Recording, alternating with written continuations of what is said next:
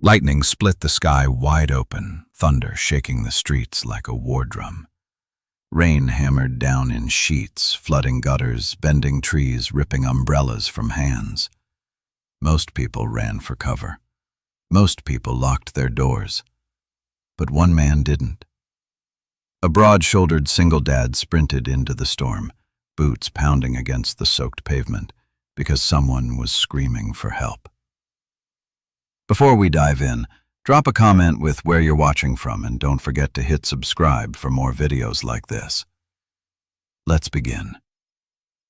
Daniel Hayes, 36, knew storms.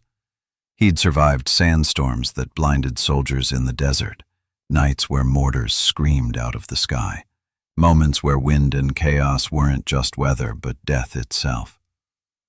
But nothing prepared him for the sound of a woman's voice tearing through this storm.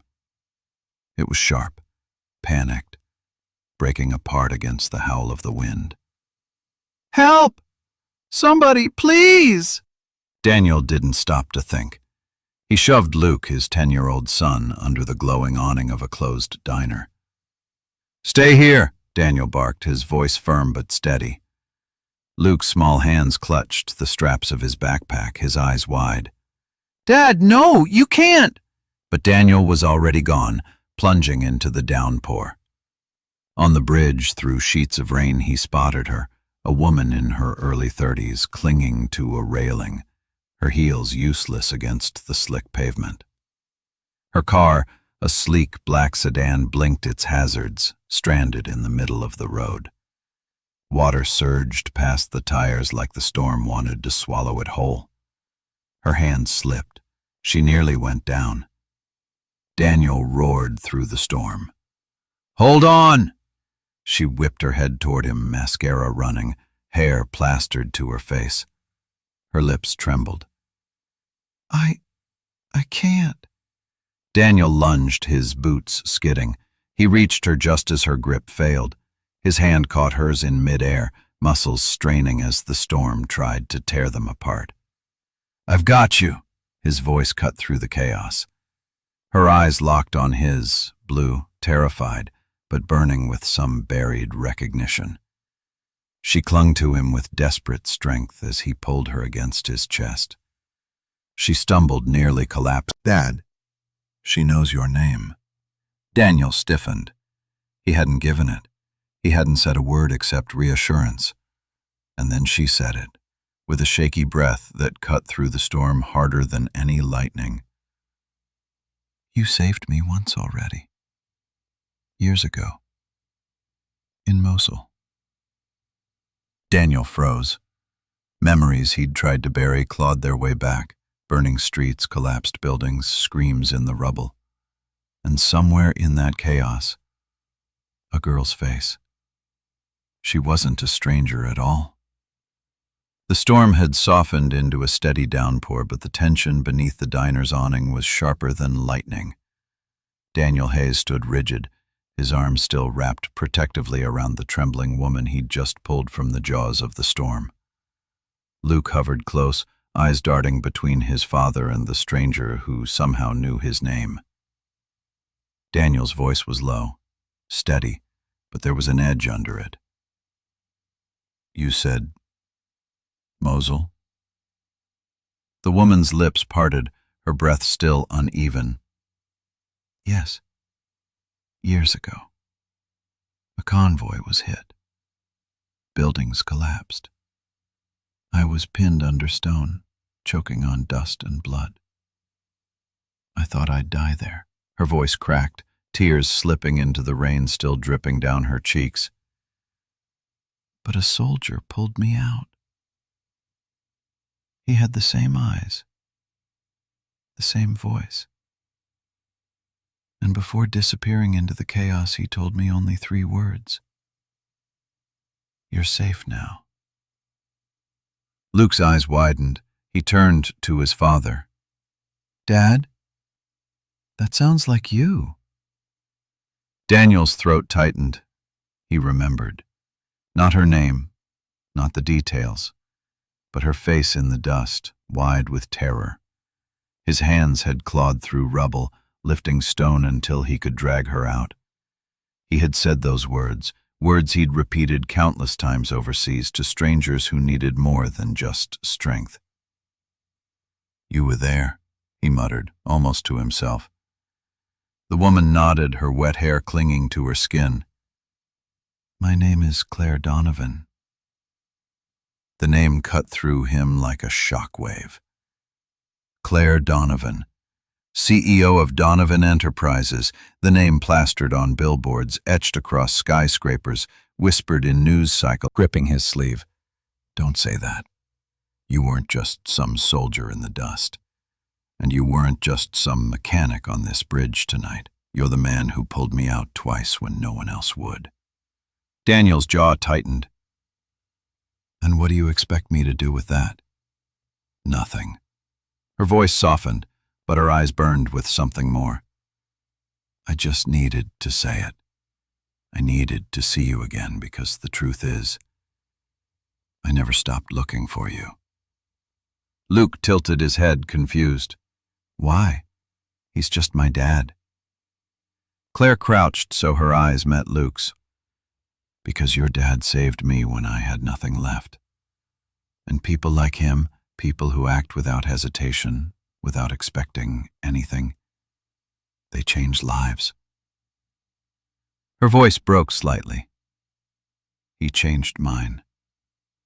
Daniel frowned, his protective instincts flaring. "Look, Claire, I'm glad you're alive, but whatever you think you owe me, it's not necessary. I don't need anything from you." Claire's gaze didn't waver. "Maybe you don't. But what about him?" She nodded toward Luke. "How long have you been carrying the weight of the world on your shoulders, Daniel? 2 jobs? 3? Barely enough to keep food on the table while you raise him alone? I've had investigators digging for months trying to find the soldier who pulled me from rubble. Not because I wanted to throw money at him, but because I wanted to understand why someone risked their life for me without even knowing my name. And when I saw you tonight, I realized something." Daniel's arms folded across his chest. "What's that?" Her voice steadied, rich with conviction. "You don't belong hidden in a garage fixing transmissions or scraping by. You belong where people need you, where your instincts, your courage, your values can change more than one life at a time." Daniel let out a bitter laugh. "You're talking like I should be some executive in a skyscraper. That's not me. I'm a father. I make do." Claire didn't flinch. "Exactly. And that's why I need you." The words hung there, heavier than the storm. Luke shifted awkwardly, tugging. "Advisor. My anchor. My right hand. I need someone beside me who knows what real leadership looks like. Someone who will tell me the truth when everyone else just nods for a paycheck. And in return," her gaze flickered to Luke, then back to him, "I'll make sure you both never have to fight alone again." Luke's breath caught. His small voice cut through. "Dad, isn't that good?" Daniel stared at his son, his heart clenching. Luke had never asked for more than a hot meal, a roof, and time with his father. But behind his hopeful eyes, Daniel saw it, the dream of something bigger, a life not constantly scraping by. He looked back at Claire, his voice low. "And if I say no?" Claire's expression softened. "Then you walk away, and I never bother you again. But I'll still know, twice in my life, I breathed because of you." The silence stretched, filled only by the hum of neon and the fading rain. Daniel's fists unclenched slowly. The war inside him, between pride and need, fear and possibility, raged as violently as the storm had minutes ago. Finally he exhaled. "I'll hear you out. Once. Tomorrow." Claire's lips curved in the smallest, most genuine smile. "That's all I ask." Luke grinned, relief flooding his small face. We can make chili for dinner, Dad. She can come with us. Daniel managed the ghost of a smile, shaking his head. Chili, huh? Claire's eyes softened, and for the first time she looked not like a CEO, but like a woman caught between gratitude and hope. Chili sounds perfect.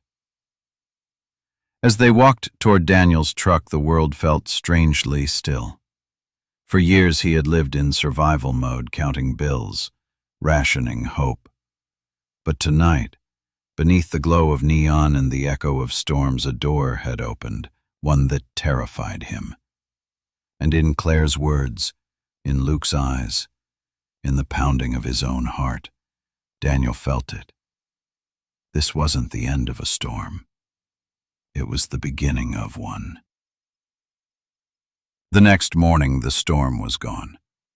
Sunshine poured through the blinds of Daniel's modest kitchen, casting warmth. Her voice steadied, calm but urgent. And yet you led men under fire. You carried people out of wreckage. You ran headfirst into a storm for a stranger. Do you really think that kind of leadership should be wasted under the hood of a car? Luke piped up, unable to contain himself. Dad, maybe she's right. You always say I should try things that scare me because that's how you grow. Daniel's gaze snapped to his son. This isn't about. He stopped himself, exhaling. His boy wasn't wrong. The words he preached about courage and growth were staring back at him through 10-year-old eyes. Claire leaned forward, her tone dropping. I want you to come with me today. Just once. To the office. Sit in on one meeting. If it's not for you, I'll never ask again. Daniel narrowed his eyes. One meeting. She nodded. One meeting. By noon, Daniel found himself standing inside Donovan Enterprises headquarters, a glass tower that pierced the sky like a blade. He felt out of place immediately, his boots squeaking against marble floors, his worn jacket drawing glances from men in tailored suits and women in heels. Luke walked proudly beside him, clutching his backpack, oblivious to the whispers. Claire ignored the stairs, leading them through gleaming hallways until they entered the boardroom. The table was long, polished, crowded with executives tapping away on laptops. The moment Claire entered, chatter died. Ladies and gentlemen, she said, her voice crisp, commanding. This is Daniel Hayes. He's here at my request. Consider his presence an extension of mine. The suits exchanged looks, some skeptical, some curious. A silver-haired man at the end of the table smirked. And who exactly is Mr. Hayes? An advisor? Consultant? His tone dripped with condescension. Daniel's jaw flexed, but he remained silent. Claire's eyes flicked to the man. He's the reason I'm alive today. Twice. That makes his judgment worth more than your combined resumes. The room froze. Daniel felt heat crawl up his neck. Claire, he muttered under his breath, but she silenced him with a glance. The meeting began. Charts stirred, whispers bouncing off polished walls. Claire watched him, silent but steady, letting his words sink. The executive scoffed. And what experience do you have in business, Mr. Hayes? Daniel's voice dropped, low and firm. Experience in keeping people alive when the world wanted them dead. Experience in leading men who'd follow me through fire, not because of a paycheck, but because they trusted me. You want profit margins? You'll get them when your people believe in you enough to bleed for this company instead of fearing the axe every quarter. Silence. Heavy. Cutting. For the first time in years, Daniel wasn't just speaking, he was commanding. Luke beamed at his father, pride shining brighter than the city skyline outside the glass. Claire finally stood, her voice ringing. Gentlemen, consider this your reminder. Profit without people is hollow. Mr. Hayes will be advising me directly from now on." The silver-haired man sputtered. "You can't be serious." But Claire's gaze turned icy. "I've never been more serious." Daniel opened his mouth to protest, but Claire raised a hand subtly under the table. "Trust me," her eyes said. Hours later, as the building emptied, Daniel stood in the lobby with Luke. He rubbed the back of his neck, unsettled. "I don't belong here, Claire," he muttered. Claire stepped closer, her tone softening. "You belonged the moment you spoke. Did you see their faces? They didn't hear a mechanic. They didn't even hear a soldier. They heard a leader." Luke tugged his dad's sleeve, eyes shining. "She's right, Dad. I've never seen you like that before. You looked like someone they had to listen to." Daniel crouched, resting his hands on Luke's shoulders. "I don't care about power, buddy. I care about you." Luke's voice was small but firm. "I know. But maybe this is how you can take care of me even better." Daniel's chest tightened. His son's faith was like a weight he couldn't put down. Claire touched it for the first time. She wasn't just leading an empire.